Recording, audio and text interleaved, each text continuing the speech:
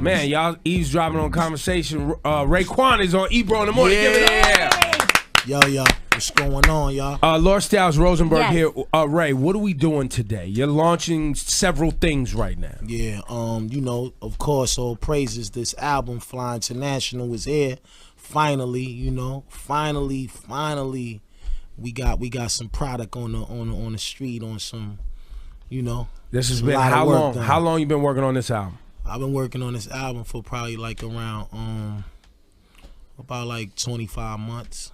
I mean, like 2 years or something. You talking about it like it's a baby. You know how like a baby. It's 18 months old. You mean a year and a half? No, like 26 months right now. Yeah, over 2 years. Yeah, over 2 joints, yep. I mean, let's talk about the level of features you got on this album, man. You got really people who all make sense, but really huge names. Obviously, Deanie and stuff like that, Ghostface, but 2 Chainz, Snoop Dogg, A$AP Rocky, Busta, French, Ross, Estelle. I mean, how good does it feel to know the place that you've carved out for yourself when you're able to get people of these levels to come through for you when you have a project? Nah, it's you know, number one, it's a blessing, man. You know, just to, you know, rock with the new elite, and they give me a lot of love, though.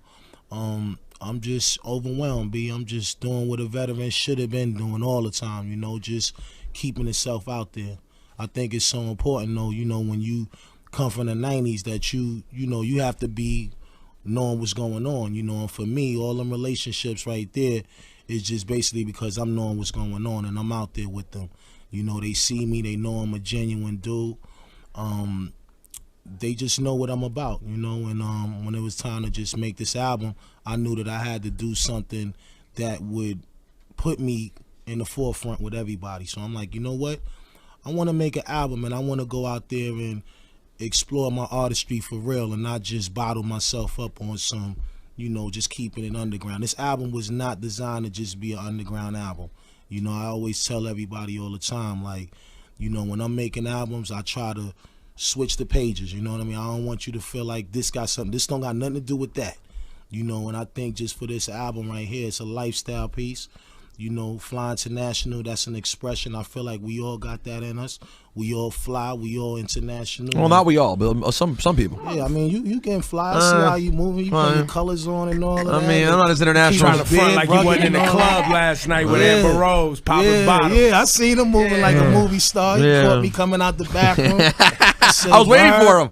I was trying to leave, and I was like, I gotta say what's up to Raekwon. So it was 2 o'clock in the morning. I was waiting outside the bathroom's a little weird, bro. When you say it like that, it sounds a little crazy. It wasn't like that. What happened was my man Daytona was like, yo, Ray's upstairs. I was like, oh, I gotta see him before I leave. So I go upstairs. I'm like, yo, where's Ray at? They're like, he's in the bathroom. I'm like, all right, well, I guess I'm just gonna wait right here until he gets out. So he gets out. I'm like, hey, Ray, what's up? Oh, I gotta leave. I just want to say, you know, I was excited about the album, man. I'm coming out washing my hands like, yo, they gonna hold me, all right?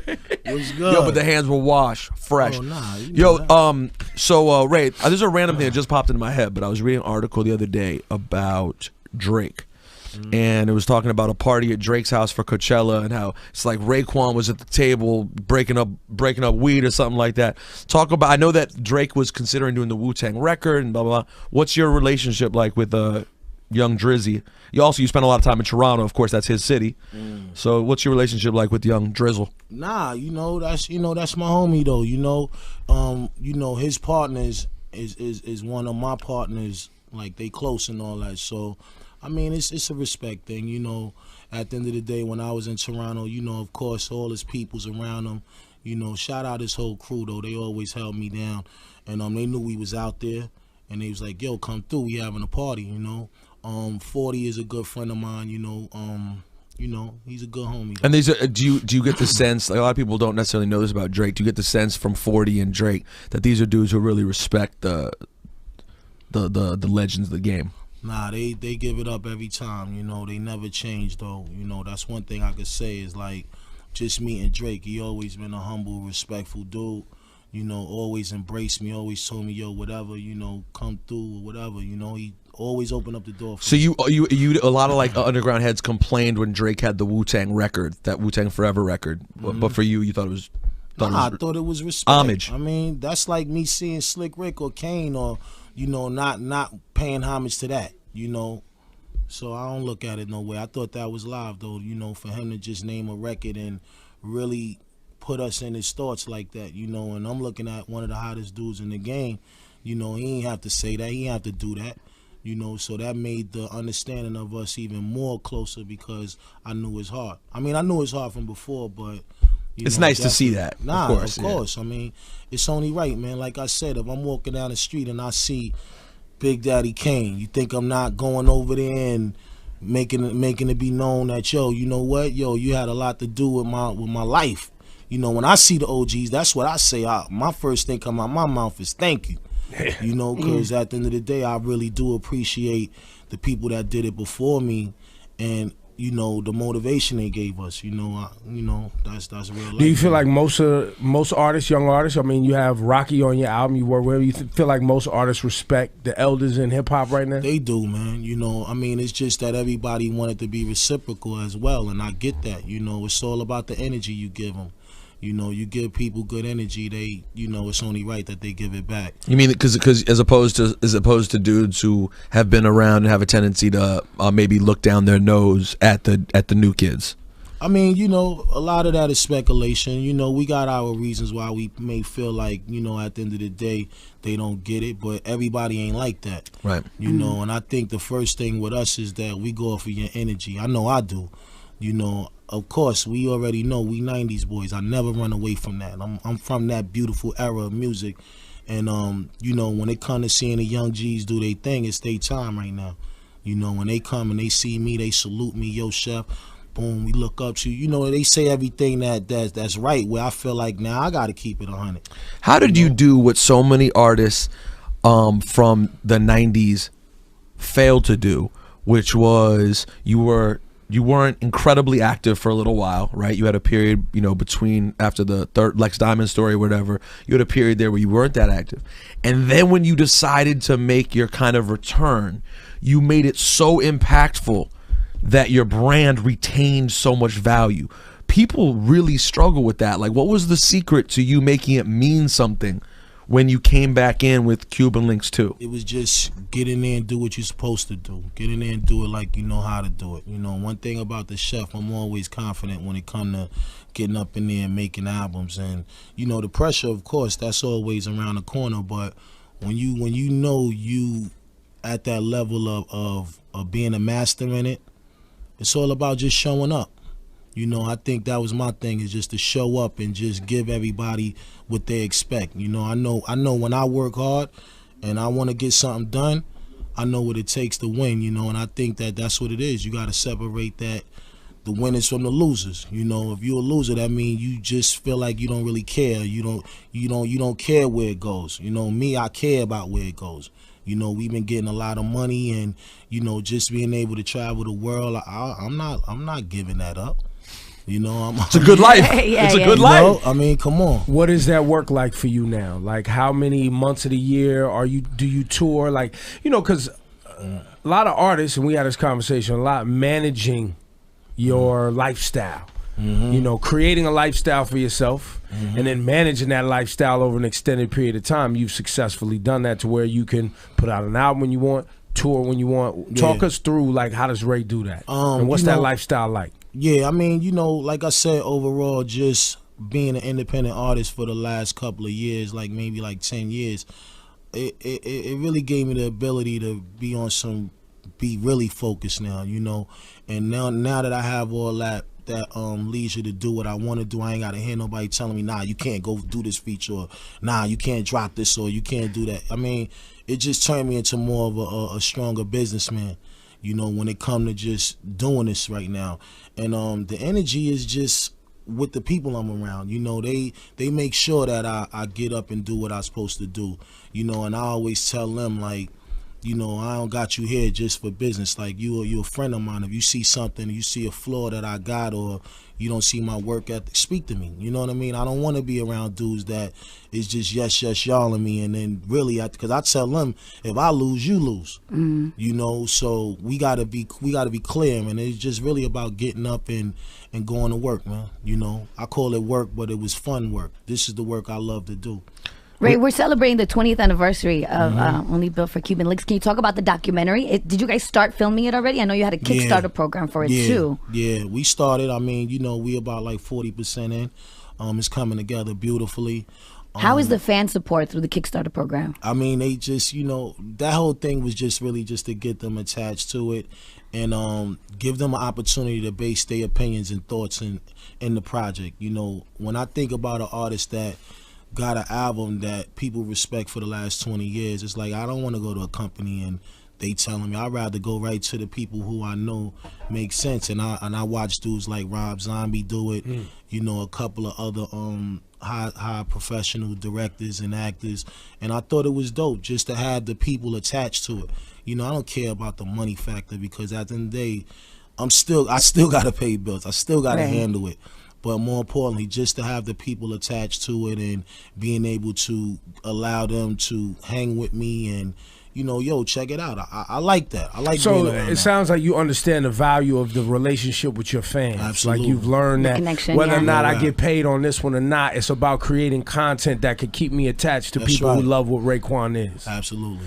Do you can you talk, because you know today we're watching what's going on in Baltimore, right? And when you listen to Raekwon's music, you know, and you've always talked about where you started and feeling like you were a young kid without options. No doubt. And taking risks. That's real life. And doing can you speak to, you know, what you're seeing with the, I don't know if you've seen the news last night or today, it's just happened in the last 24 hours, but the riots are going on in Baltimore, they burning it up, and it's young kids mostly who I believe, and we talked about today, we feel like they're kids who feel like they don't have options. And you know they like, fuck it, there may not be a tomorrow for us. In Raekwon's mind, in your memory, if you was to go back when you felt that way as a young person, what could you share with youth of today that maybe feel like nobody gives a fuck about them? They're coming from an environment that's basically like there's limited options, and the world is moving on without us, and they fucking pissed, and they ready to tear shit up, and go at it by any means necessary. You know, can Ray speak to that? Because you come from that. Yeah, I mean, you know, it's an ugly situation, man. You know, and this is something that we all don't want to deal with, but it hurts. You know what I mean? I've been in situations, you know, where police brutality, you know, happened to some of my friends, and they just did what they wanted to do. You know, this happened back with one of our homeboys named Case, where he got choked out. You know, the cops they dived on his back and had his, you know, his body between his legs. I think Meth told us that story. That's you know, that was like Meth's right hand man. But yeah, it's just you enraged because it's like, yo, you can't do nothing, you know. So automatically your mind is like, how do I try to get back at this, you know? And a lot of times, you know, we go off for just impulse instead of really looking at it and saying, you know what, it's just going to get worse if we add on to that, you know. But in the hood, you know how it go. Dudes they only see but so far. It's hard. It's hard when what's around you is that limited. It's hard to see beyond that. When you living inside there, it's like when you in the hood and you know that at the end of the day that's how things be. You just adapt. You know, and somebody hurt your peoples, or, you know, especially for something foolish that ain't even like, why'd you do that? Like, you know, what's the purpose of having tasers and, you know, certain little things, and you're not if really, you're gonna go break somebody's back. you know what I mean? If you're gonna do all of that, and especially y'all coming 3,000 deep, like, is it really necessary? So that's all the shit that be in dudes' minds when things happen. It's like, yo, y'all ain't have to do that. Y'all went a little extra. So, you know, sometimes everybody get caught up in the rage, you know, and it's sad because innocent people get hurt. Absolutely. And that's what bothers me, you know, is when people that don't have nothing to do with nothing gotta feel that. You know, us as people, we, like I said, you do something and not realize what you're doing until you see later on, like, wow, that wasn't the way to go. But that's that life, that's that hood life. Do you remember, like I remember in the movie The Show, it shows Wu-Tang going to Japan for the first time. It shows you guys on the bullet train. It's one of my favorite what year was this? hip-hop moments. The movie came out in like 95. And it shows Wu-Tang very early in Japan.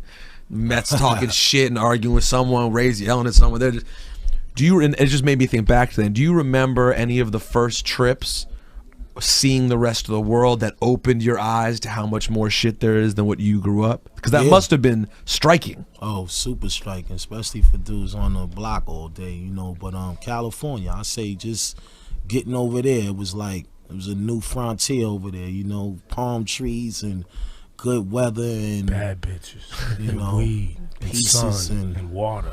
Yeah. And water. Water? Water. What are you I talking mean, about? there's water here, but it don't really look like water. Yeah. Oh, You go that out water, there, you're yeah, like, wow, it's blue. Nah, man, LA is fly, man. I tell anybody, whoever go there, like, you gotta go see it though. But yeah, I mean, you know, just checking it out is like, wow, you know, the other side of the world. But was Japan the first time you guys were out of the country together? Oh, Japan, yeah, that was like our first super big run though, right there. And you know, it was dope though, you know, anything to get off the block, anything, you know, we was down for it. But just seeing people and really getting that respect nationwide, it was like, wow, y'all really mess with us though, you know. Awesome. And that's a dope feeling though, when you could go across the world and, you know, people know your music. It's like a lot of things were just coming so fast. It was, you know, and we just was like, wow. It dawned on me, Startled. you know, you talking and the things that are going on in Baltimore, and we had this conversation today, that transition when you go from hopeless to hopeful. Mm-hmm. And you know what I mean? And just, you know, people who are out here protesting peacefully, they're hopeful. Mm-hmm. They're hopeful that there will be change, and they're hopeful, you know, and then you have people who just want to tear shit up and they're hopeless. They don't believe that tomorrow's going to come. They don't even give a fuck about tomorrow because nobody gave a fuck about them yesterday. Exactly. You know what I'm saying? And they just want to tear shit up. And it's just, we live in a world now where you have more and more of the hopeless situations where people feel like they have to fight for their lives. And, you know, when somebody just gives a little bit of fuck about you, it can transition you to being somebody else hopeful. Yeah. And maybe seeing that, yo, well, maybe I can. I mean, the little dudes come around always just want us to listen to their music or retweet them on Twitter or whatever. That's that little moment for them to be like, damn, somebody Rosenberg played my song. That's right. Slay played my song. That's right. Odds are Ebro didn't play your song. I probably shit on it, but I'm just saying, Slay and Rosenberg, you hired people who did do it. They there for you. They there for you. So we had a great interview with Meth like a month ago. People, by the way, people still come up to me about this Meth interview because he was just in a mood when he got up here. He just went off. You saw it? Yeah, he told great stories. Yeah. So one part that I found hilarious, I hope you find it funny as well, was we started bringing up Cuban Linx. He's like, Ray's always talking about Cuban Linx, man. I know, he tried to throw a shot at me. You know, his brother shot, right? But you say you held me down. I was like, well, I said, I'm like, but Meth, it's the best one. Like, so two things. One, did you know you had the best one? And was there ever friendly shit with your brothers? Like, come on, I mean, Takal was cool, this was cool, but y'all know you ain't got that Cuban Linx. Nah, I never bragged about it because at the end of the day, they, you know, we was all one, you know. And y'all contributed to each other's. Yeah, you know, I you know, that was just my album because it was my time, you know. I tell anybody and everybody, you know, we made that album together, you know, all them albums. Anything from back then to 97, 98, all that was we all was there. So I would never sit here and try to take responsibility, but I am the conductor though. We gonna keep that real. The chef, I'm telling you where to go. Your name is this now, you know, stuff like that. But yeah, I mean, you know, I don't get caught up in that. Well, actually, it's true because you know, you deal with that shit when you dealing with 9 members. It's like everybody has got their something role. to say. Everybody role was playing. You know, they was playing it. So, nah, I ain't. We also asked Meth about this part too. Is there any pressure that comes with being sort of the A-listers of Wu-Tang? Because Wu-Tang's a big crew, right? And we all know the facts. And I love everyone in Wu-Tang. I have mad respect for everyone in the crew. But we all know Ray, Ghost, Meth, RZA is sort of a different animal. And Old Dirty. Old Dirty, rest in peace, of course. But for y'all, it's a little bit of a different animal in terms of the opportunities you've been given and some of the blessings you've received. Is there pressure that comes with that as well? All the time. I mean, it's like a basketball team, you know. He getting more shots, so now everybody want him to shoot, you know. And sometimes dudes don't want to pass the ball, you know. It's just like that, you know. I didn't make it like that, you know. I think, you know, one thing about Wu-Tang is like, you have so many different personalities, and he might not be as outgoing as Ray, so that might affect his career. You know, I think when we was coming through, you know, we wanted it. I wanted it. I mean, I wanted to get out of the street and, you know, have a legitimate life. And it was just all about the work ethic, you know, and we was working. And, you know, like I said, after a while, you see who's working. And not saying that my other brothers wasn't working. They just wasn't as working as hard as the next one. And the fans is always going to, you know, pick and choose what they like and who they want. And we knew that from the door. Once we came into business, it's like, yo, we going to let the fans say who album should come. So even when Meth came before everybody, we ain't had no problem with that. You knew it was him. You knew he was the first one. He was Michael out the gate. We was down for that. We was like, go. Yeah. You know what I mean? And I mean, for every record, even if it came down to what record, yo, it didn't matter if it was a Raekwon record shooting on first. It was just all about the movement. You know, I always been a team player, always. And, you know, after a while, like I said, certain records was getting more success than others. And then, you know, them big bags of money came in, and now the egos is up now. You know, now everybody is like looking at each other like, what you say? Like, you know what I mean? It's just something that you deal with a team, you know. Like I said, at the end of the day, you know, I feel like right now, if everybody say, yo, it's Ray time, you know, like tomorrow it might be Deck time. It might be Master Killer time. You know, it comes like that. So I just say at the end of the day, that's something that we always gonna deal with, is just that energy. You know, everybody's gonna have something to say. Is there anyone that from Wu-Tang who you think was really dope, who all of them is dope. But who did? Is there anyone in particular who stands out you thought should have gotten more? It just didn't turn out that they got the look they should have gotten.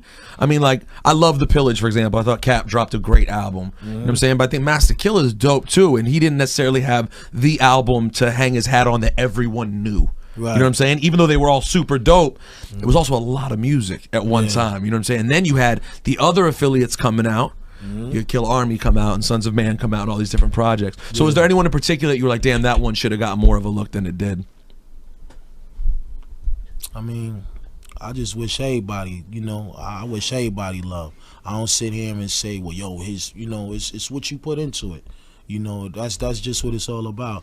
You make a great album, you get out there and promote it, and you know, you get ready for what's gonna happen though. So my thing is, we all got the same ability to do what we want to do. You know, it's just who's willing to take it all the way there. Yo, Raekwon is here. Ebro in the morning. What's the details on the album? What we got? When is it dropping? F.I.L.A's out right now. F.I.L.A's out right now. It's on the market right now. Are you touring with this? Anytime soon? Yeah, but right now we just really finished this promo tour. So I probably won't be going out until like the middle of May or something. And then Ray and Ghost are sort of doing festival Cuban Linx anniversary shows as well. July. Okay. Ebro in the morning, you're hearing conversation with Giggling, talking about Ghostface on couples therapy. Raekwon is here. Ebro, Laura Styles. Ray, what were you thinking when you were watching? We loved it. And every time I've seen Ghost and his manager Caruso, was always laughing about it because Ghost was so himself. I've never seen someone be more themselves on reality TV. Did you crack up watching that? Oh, definitely. You know, when he was doing it, you know, he definitely came back and he told me, he was like, yo, you know, I'm about to do that show. I'm like, word? You know, at first it was like, then I thought about it like, you know what? That's what you want to do, bro. Yeah, he's so supportive, right, of everyone. I got you. I mean, because I know at the end of the day, it's all about keeping himself out there, you know, and that's what he wanted to do. But I was, you know, I was definitely, you know, his you know, the guy on the side, like, yo, he was coaching. But, you know, but Ghost is, you know, that, you know, his energy is always natural, and yeah, I thought it was ill though, you know. Yeah, this is something kind of silly though. But what did you think when you found out that Childish Gambino got his name from the Wu-Tang name generator? Wow, I ain't know that. You didn't know that? Nah, that got the name Childish Gambino. Wow, shout out that kid, man. Have you ever messed with that generator? Have you seen it? Huh? Nah. Do you know what I'm talking about? Nah. So it's like it's an online thing where you type in your name. It's like you know, for fun. You put in your name. People give you names. Yeah. Oh, all right. Okay, so it's simple. So you know, for a minute it was like popular, but he got his name Childish Gambino from the Wu-Tang name generator. Wow. And he's pretty dope. So I mean, up on him. I'm up on him. Word. Wow, that's crazy right there. Yeah. And he's a good actor too. Yeah. I seen him in the Mean movie. He was killing it. Yeah, and his videos. You guys see his music Pretty good. videos, yo. Yeah. His recent videos are crazy. So it is the anniversary. We're talking about F.I.L.A, which is out right now. The new album, which features Rick Ross, Snoop Dogg, A$AP Rocky, French Montana, Busta Rhymes, tons of people, Estelle. But we're also talking about the anniversary of Cuban Linx, arguably. I mean, in my opinion, you can make an argument for it being the greatest rap album of all time. It's in the conversation. True. People throw it in that conversation. True. What's the... obviously when you go out, the record you have to play the most is Ice Cream, right? Correct? Is that the one you play the most? Yeah. Like if you're doing a club That's the most appearance, popular. Scarface, Ice Cream, Verbal Intercourse. Yeah, them 3 right there. Rainy Days, them 4. whoo, in this. It's Ebro In The Morning. Raekwon is here. Raleigh Fingers. Yo, you really were making up all the. Because everyone came out with new nicknames on the Cuban Linx album. That was the unveiling of many of those names. So technically, Raekwon is the original Wu-Tang name generator. Yeah. I mean, I ain't make everybody name. I mean, you know. You gave a few of them though. Nah, I ain't make everybody name. But hold on, hold on. You said Raleigh Fingers on that one. Noodles. Yeah.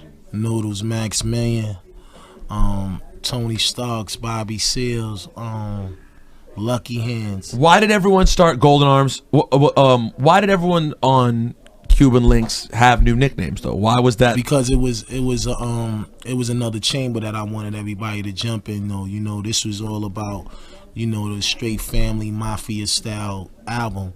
You know, we knew what kind of album we was making when we made it, and before that it was like, I always tell everybody, you know, yeah, I'm the chef, I'm Raekwon, but on this one right here, this particular album, I'm Lou Diamond right now, I'm Lex Diamond, and everybody was vibing with me according to that whole, you know, persona thing, and next thing you know, dudes is coming in, you know, yo, Johnny Blaze, call me Johnny Blaze, call me, all right, and then you know we look at it, be like, all right, true, I like that name, yeah, that's a go right there. What's your name? You know, just running around and just But do you feel like that helped? I mean, because in a way that A, made it more entertaining.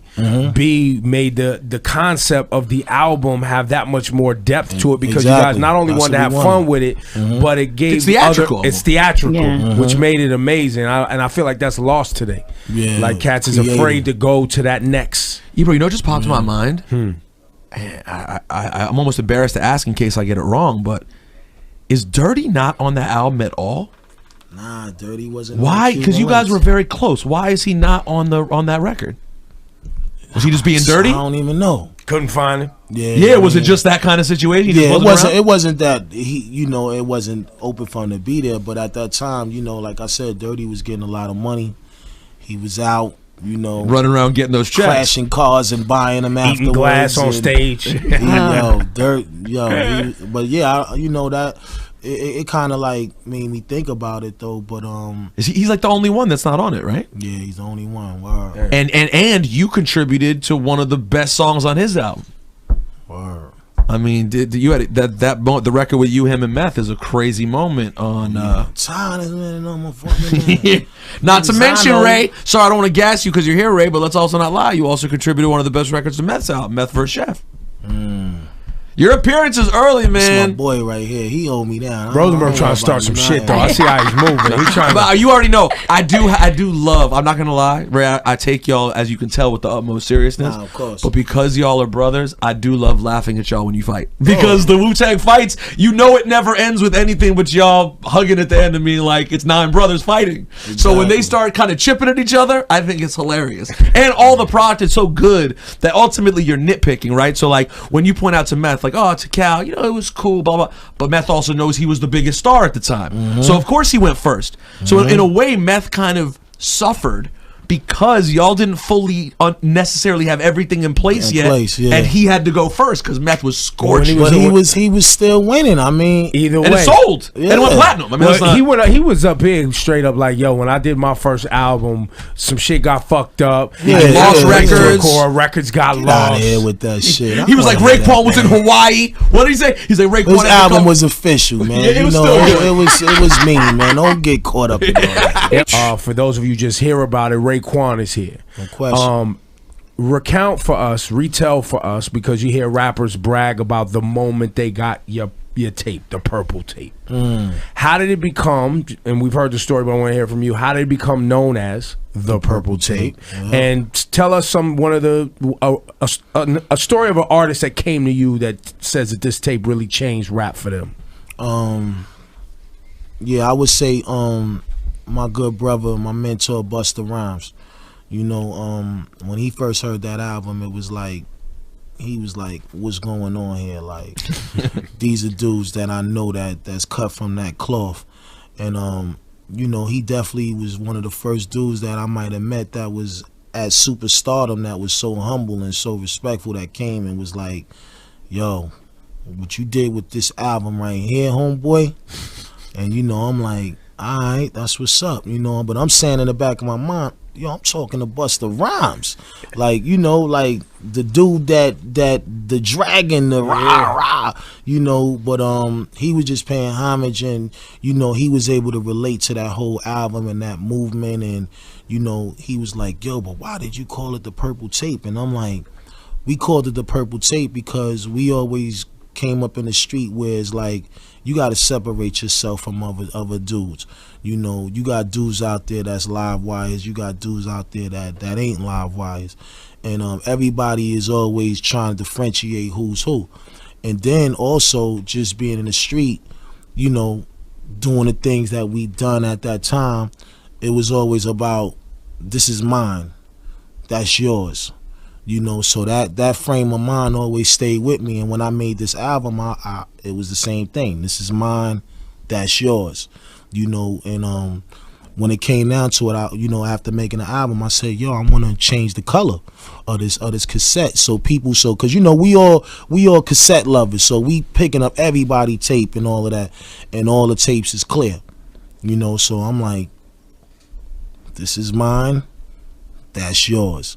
And I just wanted to change the colors. So next thing you know, I come up to the label, I come talking to Rifkin and them. First of all, I was telling them before anything, I don't want no videos. I was cocky, so I ain't gonna front. I was like, yo, I don't want no videos, because I kind of like seen like this album is tough. I'm like, yo, could we do a movie? So they looking at me like, a movie? I'm like, yeah, a movie. I'm like, I need a movie for this. And they was like, yo, you taking it, you really going somewhere that you really don't. I'm like, what are you talking about? I'm like, this is going to be it, you know. And next thing you know, I start putting everything on it. Like, yo, I bet you a Benz right now that this going to be the one. I'm talking to Rifkin, like, and he like, yeah, you want? I said, yeah, let's bet Mercedes. If this don't go gold or whatever in a specific time, I'll buy you a Benz. And he like, yeah, but it got to go at this time. So we like, bet, all right. And the next thing you know, I think the record went gold, I think in like a couple of days or something, though, and he had to pay up, you know. And he copped you a Benz? Yeah, he bought me a 6. He did? Wow. That way, Rifkin, deliver. He, you know, and plus I was on his ass, though, like, I need that. Don't ask me. That is a bet. Yo, and real talk about what Wu-Tang did for that label, and maybe need more than a 6. Sixes. Let's talk about but, you know, like I said, he definitely, you know, he paid up, and, yeah, but it was just the confidence that I had. But the purple tape thing came in because, like I said, you know, they was like, yeah, we could change the color. Then they came with 3 colors. They came with a red one, they came with a yellow one, and then they came with the purple. So I'm like, damn, I ain't even really got a big selection right now, you know. And then I didn't want to do the red because I felt like, even though your logo shit is red, like all your shit is red and yellow. Like red, the cover, oranges, the cover. The cover just was ill because we was rocking silks and the colors made sense. But for the tape, it was like I didn't want to go with red. So I was like, yo, I like the purple thing. And purple to me at first was like, I thought about the girly purple. And I'm like, but this ain't the girly purple one though, you know? And then I started doing my homework on the color purple, and, you know, it's like purple represent royalty. And, that's right. You know, the Romans wore purple. You know, so I started looking at all of that, and the next thing you know, I was just down for it. And I'm like, yo, the purple tape, we gonna make it, you know. And the next thing you know, I didn't know that people was gonna pick it up and say, yo, it's the purple tape. I'm just looking at it like that was the color of it. But it was just to separate us from any other thing that was out there that we felt wasn't on the same level. And the crazy part is, when you really think about it, that's the tail end of cassettes even still being relevant. You know what I'm saying? That's 96, right? Yeah, that's 96. The end. For the record, I'm 95. sorry to admit this, but you know I'm honest about my background. I never saw the purple tape. I bought the vinyl because I was a DJ. My best friends who had it all had the CD. Never saw the tape. You never had the tape? I have it now. They did the Get On Down. Shout out to GetOnDown.com. I think they did the reissue cassette a couple years ago, and I got one. How many you got left? You got any? Nah. You don't even have. Was the vinyl ever purple? No, the vinyl was black. Wasn't purple. I don't even got one. Word. I don't know why. I don't keep. Hey, Cole, you got some. Yo, what about you? Don't have any T-shirts from the ice cream video, the Butter Pecan Rican shirts? I live for that T-shirt. Stop playing. Look, I'm not even Puerto Rican. I was like, I'll take it. I just remember all the girls feeding for those shirts. Chocolate they just wanted Deluxe. To be. Yes. Yeah. Nah, my mom's be holding on to a lot of that stuff though. You know, like I go over to her house and she be like, yo, you remember this? You remember that? All kind of pictures and all that. You know, we had our moms in magazines and she be pulling out stuff though on me. Like shout out to Uncle Ralph. Uncle Ralph did that, right? Yeah. Ralph McDaniels. Shout out that boy right there. Put Angie Martinez in that joint. Yeah. She love yeah. Butter Pecan. Yeah. Butter Pecan Rican. Yo, and Daniel Hastings shot your cover, right? Yeah, that's a good friend of mine. Shout out Danny Hastings. You know, this was a guy who, you know, back in the days, he did a lot of work with us as far as album covers. You know, he responsible for the 36 Chambers album cover as well. Super talented. He did multiple work after that. It's so crazy because I seen him maybe a couple of months ago, and you know, I was telling him I'm doing the Purple Tape Files, and I told him, you know, I want to go back and see some of these pictures from the, you know, the album, and he told me to come. He got a spot up in Harlem. He told me to come. Can I tell you something? I've seen some of them. Because I've been up to his studio. He's a good friend of mine. I've seen some of them. You definitely should go back. Yo, he had it in like an old safe and all that. Yeah. Like, stashed. I'm like, and everything was still immaculate. Like you would think after 20 years. Extra images too, different images. Yeah, just all different shots that we took, you know, from us at the doing the Last Supper shot to being out on the street and you know, by Delancey and all that. Just took me back, but yo, that's my boy right there. Yeah. Hey, Raekwon the chef is here. Raekwon, were you actually ever chefing? Yeah, I mean, you know, I'm a like cook. a Action Bronson chef, or was you chefing some illegal things? Nah, the food, you know. Just food. Let's stick to the food. Let's stick to the culinary Let's arts. stick to the food. Nah, you know, I mean, never was a cook like that, man. I was just a marvelous. But the metaphor for cooking and chefing, since the Raekwon the chef, you birthed that. Before you, nobody had talked about it like that, about being on the stove and that metaphor like that. Like I was just speaking for them, you know, the dudes that come from that world. And, you know, like I said, you know, that's something I'm going to never run away from my past, you know, just being out there in the streets trying to make it and, you know, just trying to get out, man. One thing about Staten Island is, like, there's really nothing there. That's right. You know, and it forces you to go down that path because we have no, you know, nothing positive out there that we could grasp to. I remember being a kid and playing baseball and, you know, even back then, it was like, it was so little to be able to just find something that you could do that's going to keep you away from the trouble. But, you know, being that Staten Island is so small and not really having a lot of things in the ghetto at that time where we could say, yo, a YMCA, a boys club, we didn't have none of that, you know. So everything that was in front of us was what we respected, you know, just coming up in the street, you know, just trying to make it and trying to have something in your pocket, you know.